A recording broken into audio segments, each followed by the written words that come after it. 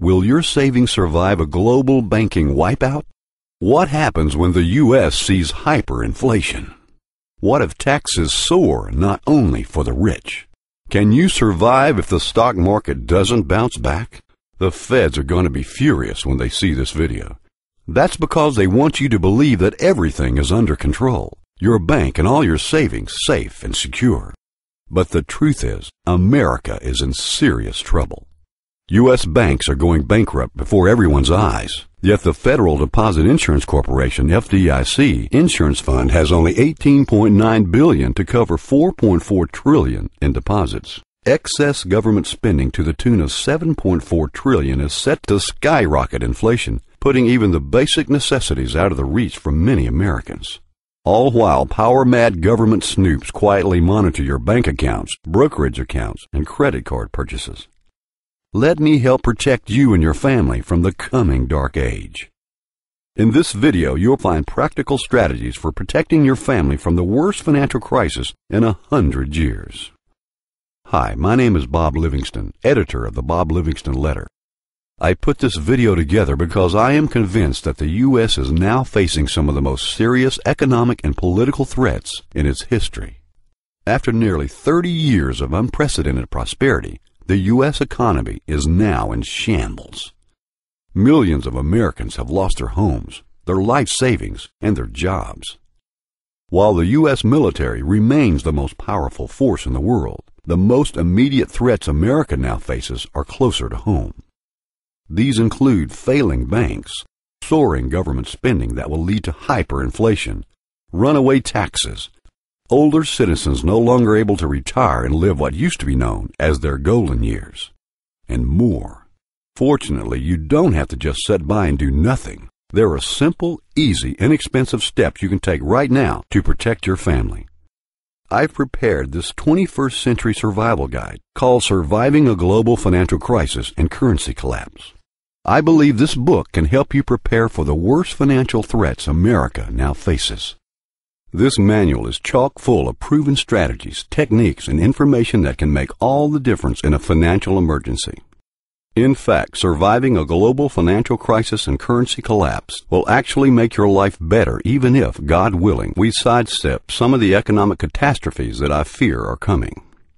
That's because the steps you take now to prepare for some of these possible disasters will end up making you financially stronger, more independent, and more self-reliant than you are now. You won't find this privately printed dossier in stores. I've developed it exclusively for my extended family of readers and packed it with practical, real-world strategies for coping with a financial catastrophe. Let me give you an example. How to protect your savings from failing banks. America's biggest banks are running to the federal government for emergency loans and bailouts. Hundreds could end up failing. Yet, as I mentioned, the FDIC has only $19 billion in insurance funds to cover an estimated $4.4 trillion in deposits. The government tells you that everything is just fine, not to worry. But that's not what it tells the bankers. FDIC Chairman Sheila Bair wrote in a letter to the chief executives of the nation's 8,305 federally insured banks and thrifts. Here's what she wrote. Without substantial amounts of additional assessment revenue in the near future, current projections indicate that the FDIC fund balance will approach zero or even become negative.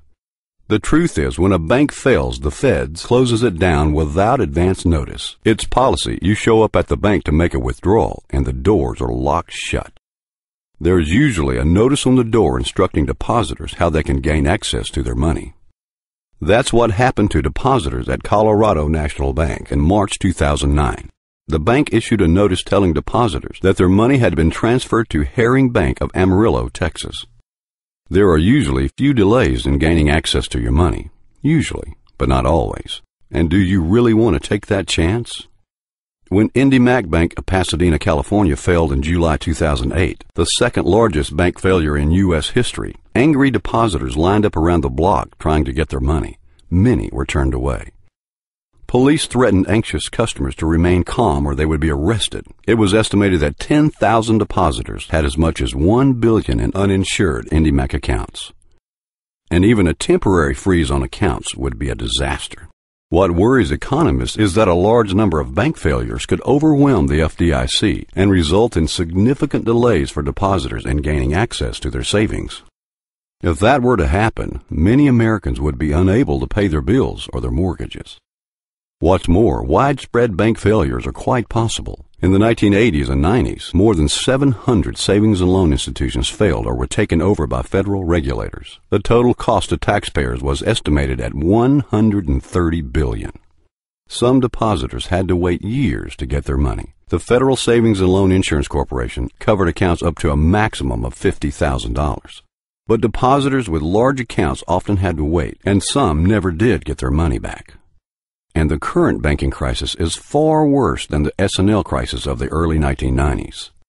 For one thing, the current crisis doesn't just affect small savings and loans in Middle America, but the largest banks in the world. Banks like Wachovia, Citibank, Bank of America, and Washington Mutual.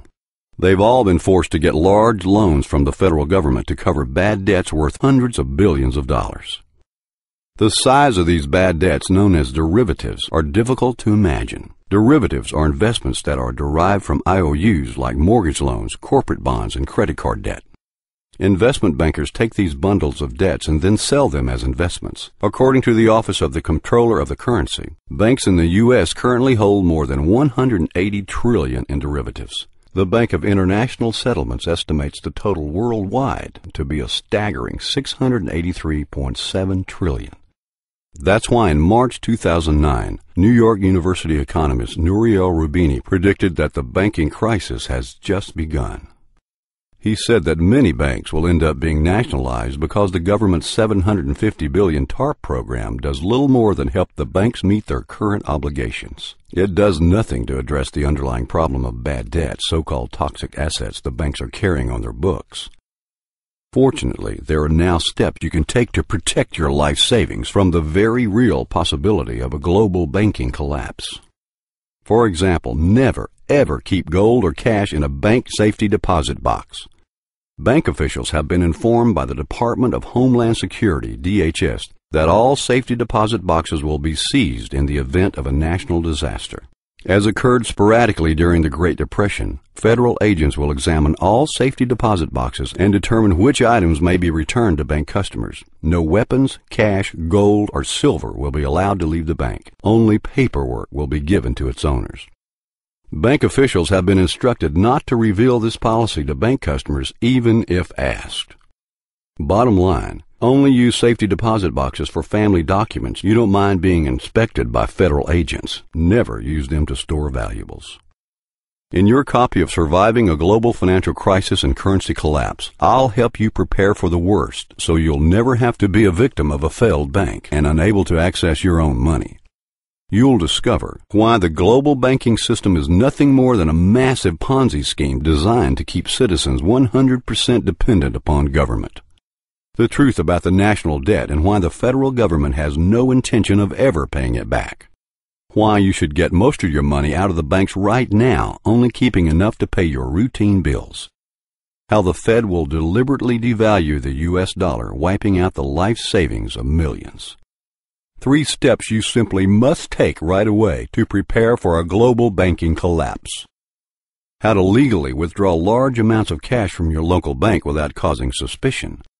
Why you must buy gold as fast as you can and keep it in your physical possession. And the one type of gold you should never buy. Why the U.S. government bonds are the worst possible investment you can own right now. The only stocks you should own in the event of a global banking collapse. And why it's essential you hold the actual stock certificate.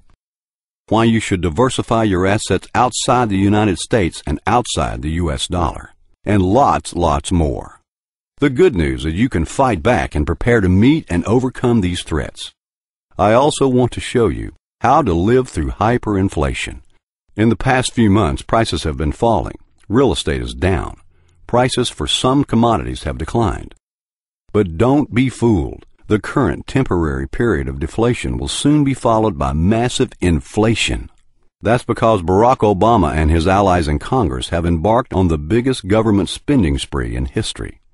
This socialistic expansion of government will inevitably lead to a devaluation of the U.S. dollar, hyperinflation that could wipe out your life savings. Imagine a world of $20 per gallon gasoline, $30 hamburgers, and housing rentals costing $10,000 a month or more.